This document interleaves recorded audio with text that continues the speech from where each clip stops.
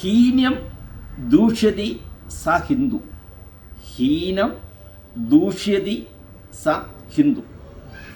ഹീനം, ഹീനത, മോശം, അതിനെ ആരാണോ ദൂഷ്യതി, ദുഷിപ്പിക്കുന്നത്, നശിപ്പിക്കുന്നത്, നിർത്തലാക്കുന്നത്, സ അവൻ ഹിന്ദു. ഹീനമായ പ്രവൃത്തികളെ, മോശമായ പ്രവൃത്തികളെ, ഹിംസാത്മകമായ പ്രവൃത്തികളെ ആരാണോ ഇല്ലാതാക്കുന്നത് അവൻ ഹിന്ദു. ഇനി ഡിക്ഷണറി എടുത്ത് നോക്കിക്കഴിഞ്ഞാൽ നമ്മുടെ ഭാരതീയ ഡിക്ഷണറിയിലെ ഹി എന്ന് വെച്ചാൽ ഹിന്ദു എന്നും, ഹി എന്ന് വെച്ചാൽ ഹിംസയെന്നും, ദു എന്ന് വെച്ചാൽ നശിപ്പിക്കുന്നവൻ.